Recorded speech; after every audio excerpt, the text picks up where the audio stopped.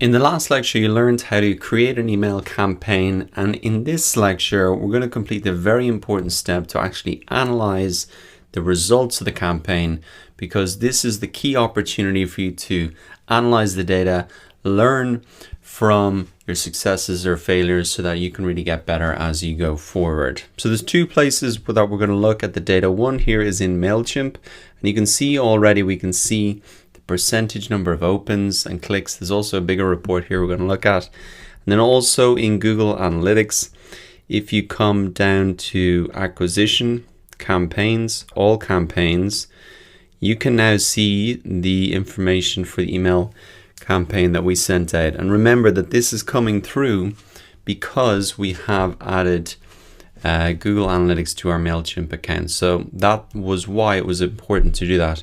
So we can really see the number of people that came to the website from that email campaign, and also the number of people then who eventually signed up. But let's go back and start with MailChimp. So at a high level here in the campaign, we can see the percentage opens and clicks, but we can click through to the report to see a lot more detail. Now, if you have a professional or pro MailChimp account, you can set up kind of revenue goals, etc., and really see revenue driven, but I haven't done that, so we'll just be looking really at the information here. So you can get a sense of how good your open rate is by using these benchmarks here. So it says the industry average for education and training, which is the market I'm in, is a 13.8% open rate.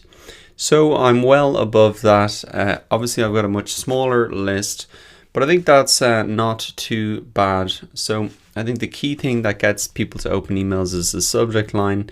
So at least now I have a benchmark going forward that I can get a sense of, are my subject lines getting better? Are more people opening them? Or are people starting to trust me more and like me more?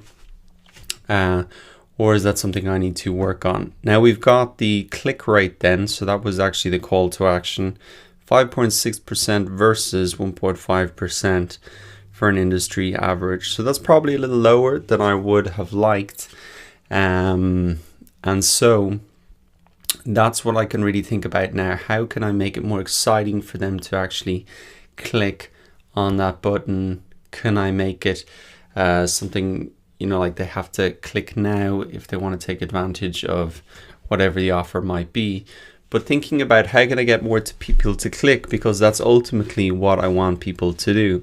So it's good to see the numbers have a baseline there. Now looking across, I can see that there was one unsubscribe. So one person, when they got the email, decided to unsubscribe from the list. So that's only one person out of 71. That's not too bad at all. Happy enough with that. Now, if you want further explanation on all of these metrics, you can see then there's a little icon here that you can click around, and it'll help explain those more for you. You also can see a 24-hour performance. It's not quite been 24 hours.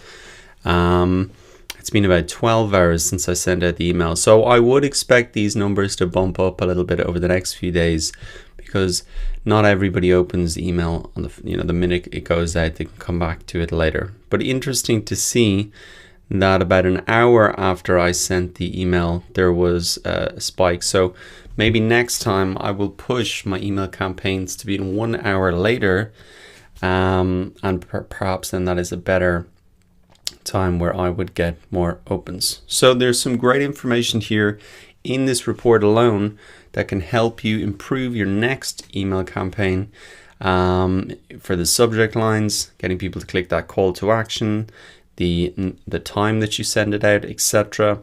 And so as you do more and more campaigns, you want to keep coming back to this, learning from the data. Now, as well as the analytics here in MailChimp, you might want to come into your Google Analytics account under acquisition, campaigns, all campaigns, and you will see the results here for the actual email campaign. So I can see that there was 5 new users came to the site as a result of the email campaign, spending an average time of 3 minutes and 43 seconds on the site, which is pretty long. And then actually 2 people ended up signing up for the email list. So that was the main thing that I wanted people to do.